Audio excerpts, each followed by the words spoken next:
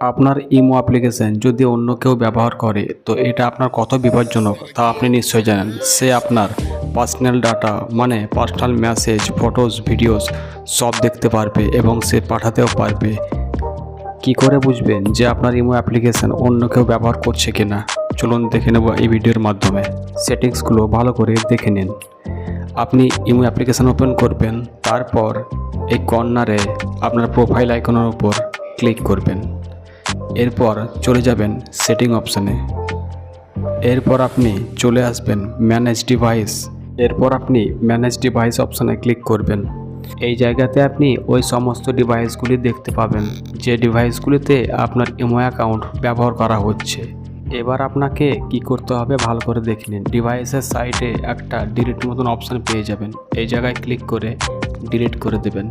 প্রত্যেকটি ডিভাইসের সাইডে এই ডিলিট অপশান পেয়ে যাবেন, তারপর ডিলিট অপশানে ওকে করলে এই ডিভাইসগুলো ডিলিট হয়ে যাবে। আপনাকে এবার মোস্ট ইম্পর্টেন্ট একটি কাজ করতে হবে।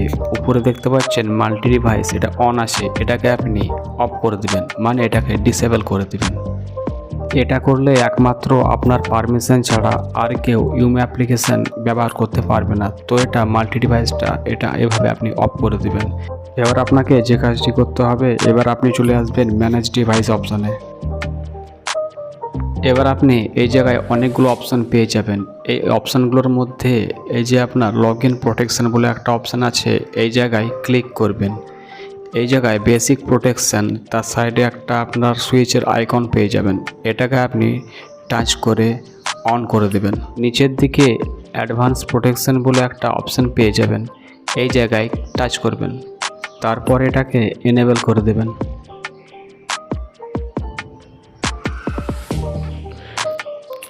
এবার আপনার অটোমেটিকলি ভেরিফিকেশন হয়ে যাবে, আর আপনাকে কিছু করার প্রয়োজন নেই। আশা করছি বন্ধুরা এই ভিডিওর মাধ্যমে আপনারা বুঝতে পেরেছেন কিভাবে বুঝতে পারবেন আপনার ইমো অ্যাকাউন্ট অন্য কেউ ব্যবহার করছে কিনা এবং অ্যাকাউন্টটি কীভাবে সুরক্ষা করবেন। তো ভিডিওটি ভালো লাগলে একটা লাইক এবং চ্যানেলকে সাবস্ক্রাইব করতে ভুলবেন।